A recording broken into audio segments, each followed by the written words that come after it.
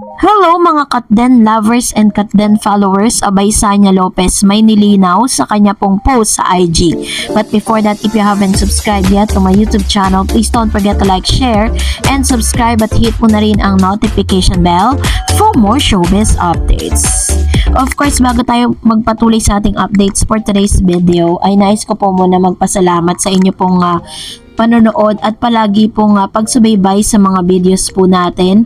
At maraming salamat po. And of course, salamat din sa inyong pagtitiwala dahil hanggang sa ngayon ay nandyan pa rin po kayo, no, at nag-aantay sa kung ano man pwedeng maganap.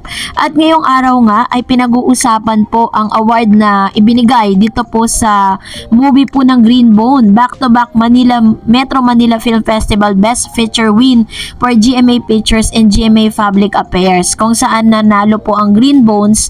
At ganun din naman po is tinanghal po itong Mr. Dennis Trillo bilang isang best actor.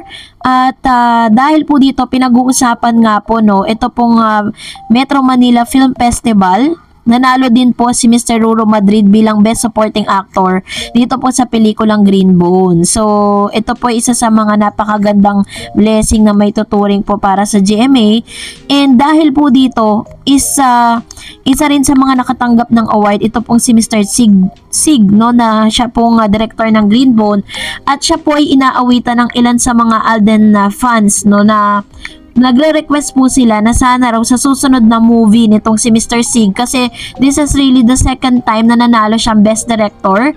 Siya po ay nag-direct ng Green Bone at year 2023 ay siya rin po ang nag-direct ng Firefly na nagkamit din po ng Best Pictures, Best Actors at the same time Best Director. So yun po yung request na sana daw si Mr. Alden Richards ay mabigyan niya din po ng magandang material para sa Metro Manila Film Festival, 'di ba? So yun po yung request ng ilang mga netizens. So dahil dito, ito na pag-usapan natin dahil matapos ngang umingay sa publiko ang ilan sa mga sightings dito kay Alden Richards and Sanya Lopez at ilan sa mga actors and actresses ng Pulang Araw. Sa isang post po ni Miss Sanya Lopez ay tuluyan na nga po siya nag-sign off. Ipinakita niya ang ilan sa mga BTS, ilan sa mga behind the scene photos and videos na kung saan ay nakukunan at kung paano ginagawa yung kanyang makeups, yung kanyang looks, kasama po si Miss Barbie Forteza sa Pulang Araw. So dito po ay pinakita niya na kung gaano po talaga napaka-meticuloso yung pag-aayos na ginibigay po kay Miss Sanya Lopez. So dahil po dito sa kanya pong caption sa kanyang IG, ito po yung isa sa mga paglilinaw kasi meron po kasi siyang ipinost. Ayan, kasama niya si Alden Richards dahil sila po yung magka-love team dyan sa Pulang Araw. At syempre, iniintriga po silang dalawa eh. So, ito po isang paglilinaw lang. Baka mamaya kasi gamitin na naman po ito ng mga bashers ng Katden at sabihin na parang may pinatutungkulan or itong si Miss Sanya Lopez. Kasi sabi niya po sa kanyang caption na lahat daw po ng mga nakikita natin ngayon mamimiss niya po. Kasi baka mamaya sabihin na naman po ng mga bashers ng Katden at ng mga supporters po ng Sanden na si Mr. Alden Richards lang ang mamimiss niya. So malinaw na sinabi ni Miss Sanya Lopez, sabi niya, the fun, the laughter, hard work, and tears on the set. Mamimiss ko tong lahat. Maraming salamat, Teresita Borromeo is now signing off. So dito po, hashtag Pulang Araw, hashtag BTS. Nililaw niya po dito na hindi si Alden Richards itself ang mamimiss niya, kundi yung mga BTS, yung kanilang mga magagandang scene at yung kanyang mga katrabaho. Kasi baka mamaya ginagamit na naman kasi itong post na to ni Miss Sanya na kinakabit talaga sa pangalan ni Alden Richards, 'di ba? So nilinaw niya, and maraming beses na rin naman kasing ini-interview itong si Miss Sanya Lopez. Wala naman siyang sinasabi na talagang naliligaw sa kanya si Alden or magkarelasyon silang dalawa. Although na nakikita sila na sobra silang sweet sa isa't isa, pero wala pa naman din pag-amin na gaganap. Kaya still, nananatili pa rin akong solid Katden. Wala man tayo nakikita na any activities between them. Let's respect their privacy. Ito po kasi yung private and private moment po nila yan. Bigyan natin sila ng laya at ma-spend nila yung kanilang mga days, lalo na ngayong holidays, yung mga nagdaang mga celebration sa kanila mga pamilya. So, hindi naman natin pwedeng ipilit na nagkita sila, ganyan, di nag-iimbento na tayo ng mga balita niyan. Hanggang sa ngayon po, wala pa pong updates patungkol kay Catherine at Alden Richards. Pero, ang pinakamasayang balita lang, may iniluluto na po na proyekto at pinagpapahinga lang po sila. So, dahil dyan, mag-react tayo sa mga komento ninyo patungkol sa ating latest updates. Let's start off with Miss Gloria Lomeda. Bakit ba sinisira niyo ang pagkakaibigan ni Sanya at Alden? Di ba sinabi ni Sanya na walang sila ni Alden, friends lang sila. Nagkasabay lang sila, walang masama dahil isang network lang sila. Actually, and ganito lang po kasi yung pinakapangit lang na pag nakikita nga na magkasama silang dalawa, pinag-iisipan agad na parang may something silang dalawa. Na bagay na ilang beses na po nilang idinideny sa publiko, 'di ba? Parang ang pangit naman ilang beses kayong tinatanong tapos deny kayo ng deny, 'di ba? Sabi ni Miss Melina Tamisin, the video or picture of Sanya and Alden is fabricated because one of the girl who was sitting at the side of Sanya asked Alden for picture, and then what she did, she crop herself, and then you will think that Sanya and Alden have the picture. So ito naman yung kanyang sinasabi na parang ano lang daw yun, edited na, no? So, edited man yun or hindi, wala naman pong masama kahit magkatabi sila sa iisang upuan. Ang masama po kung nakakandong po si Sanya kay Alden. Siguro dun po talaga tayo, nang nandun sila sa party, ba diba?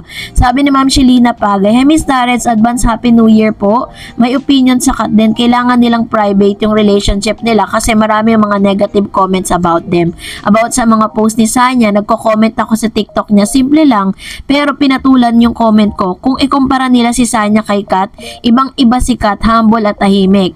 Ibig sabihin si Ma'am Shelina Pagay, nagkomento talaga sa TikTok, At talagang kapag nag-comment ka doon, talagang ka doon, talagang araruhin ka ng mga followers ni Sanya Lopez doon, 'di ba?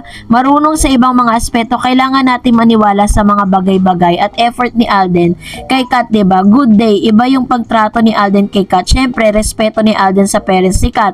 Mabait ang Kat din. Doon tayo maniwala kung ano yung mga sagot nila sa mga interview nila. So ito naman po yung kanyang mga opinion patungkol naman dito sa mga bagay na ito. So, lang tayo, chill lang po, kalma, no? Nagpapahinga lang po ang Kat din. At sa year 2025, katulad ng ipinangako po nila, babalik po sila para po muli ay makakita tayo ng ilan sa mga ganap sa kanilang dalawa. Sabi ni Miss Gloriosa Silvano, sa tingin ko kay Alden, hindi siya manloloko, pogi kasi kaya kinilig si Sanya kay Alden. Hayaan mo siyang pumulupot kay Alden. Si Sanya patay na patay kay Alden, halata naman, 'di ba? So, ito naman yung kanyang komento, 'di ba?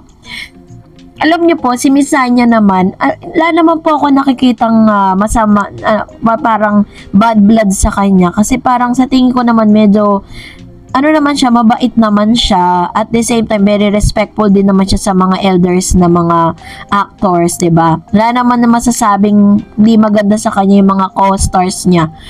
So, wala naman po tayong dahilan para po iba siya, 'di ba? At the same time, ilang beses din naman niya sinabi magkaibigan lang sila ni Alden. Sabi ni Roselia, hello Ma'am Darets, thank you ulit sa paayuda mo. You're welcome, Ma'am Shi. Sabi ni Miss Grace, I don't think Alden lied when he denied that he is courting Sanya or that he and Sanya are not in a romantic relationship.